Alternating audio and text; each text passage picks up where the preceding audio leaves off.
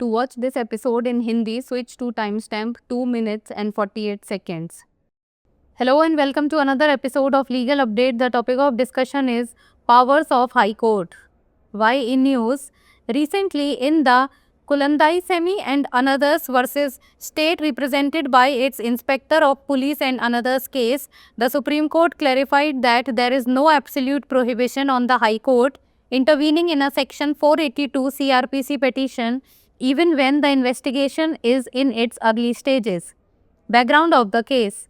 A civil dispute was pending between the petitioners and the de facto complainant in court.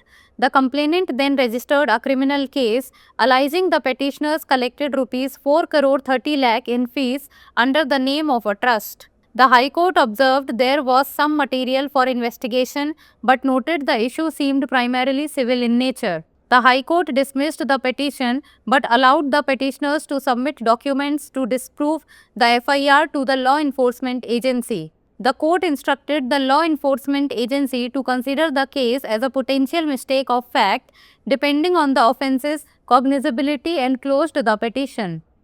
Court observation.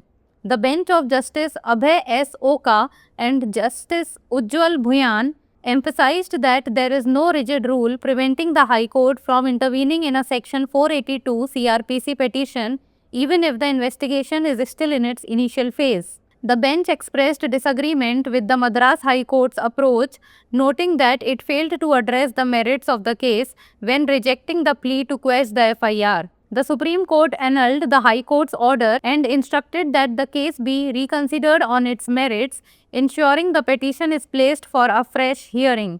Section 482 of the Code of Criminal Procedure. Section 482 of the CRPC deals with saving of inherent powers of High Court.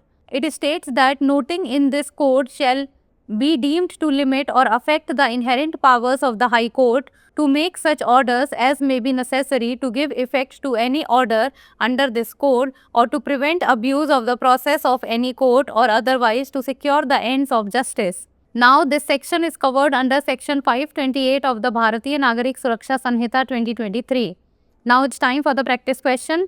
What does Section 482 of the CRPC primarily deal with? Limitation of the High Court's powers, saving the inherent powers of the High Court, procedure for filing appeals और appointment of judicial officers. उच्च न्यायालय की शक्तियाँ चर्चा में क्यों? हाल ही में कुलंदेसामी एवं अन्य बनाम राज्य जिसका प्रतिनिधित्व उसके पुलिस निरीक्षक एवं अन्य द्वारा किया जाता है मामले में सर्वोच्च न्यायालय ने स्पष्ट किया कि सीआरपीसी की धारा 482 के तहत याचिका में उच्च न्यायालय के हस्तक्षेप पर कोई पूर्ण प्रतिबंध नहीं है, भले ही जांच अपने प्रारंभिक चरण में हो। केस की पृष्ठभूमि। याचिकाकर्ताओं और वास्तविक शिकायतकर्ता के बीच एक सिविल विवाद अदालत में लंबित था। इसके बाद शिकायतकर्ता ने एक आपराधिक मामला दर्ज कराया जिसमें आरोप लगाया गया कि याचिकाकर्ताओं ने एक ट्रस्ट के नाम पर 4 करोड़ 30 लाख रुपए फीस के रूप में एकत्र किए। उच्च न्यायालय ने कहा कि जांच के लिए कुछ सामग्री मौजूद है, लेकिन मामला मुख्य रूप से सिविल प्रकृति का प्रतीत होता है। उच्च न्यायालय ने याचिका खारिज कर दी, लेकिन याचिकाकर्ताओं को कानून प्रवर्तन एजेंसी के समक्ष एफआईआर को गलत साबित करने के लिए दस्तावेज प्रस्तुत करने की अनुमति दे दी। न्यायालय ने कानून प्रवर्तन एजेंसी को निर्देश दिया कि वह मामले को अपराध की संज्ञेयता के आधार पर संभावित तथ्यात्मक भूल के रूप में विचार करे तथा याचिका को बंद कर दिया।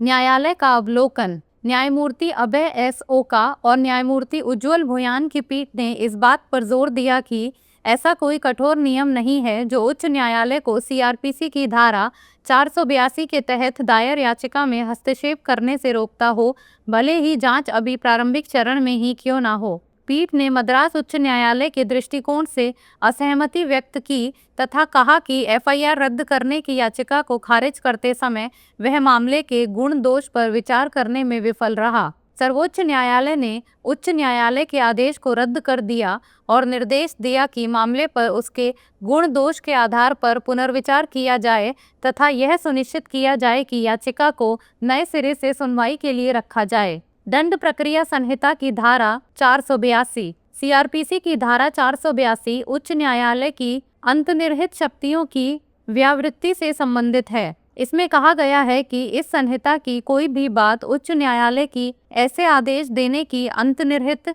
शक्तियों को सीमित या प्रभावित करने वाली नहीं समझी जाएगी, जो इस संहिता के अधीन किसी आदेश को प्रभावी करने के लिए या किसी न्यायालय की प्रक्रिया के दुरुपयोग को रोकने के लिए या अन्यथा न्याय के उद्देश्यों को सुरक्षित करने के लिए आवश्यक हो सकते हैं। अब यह अनुभाग भारतीय नागरिक सुरक्षा संहिता 2023 की धारा 528 के अंतर्गत आता है। अब बारी है अभ्यास प्रश्न की। सीआरपीसी की धारा 482 मुख्य रूप से किससे संबंधित है?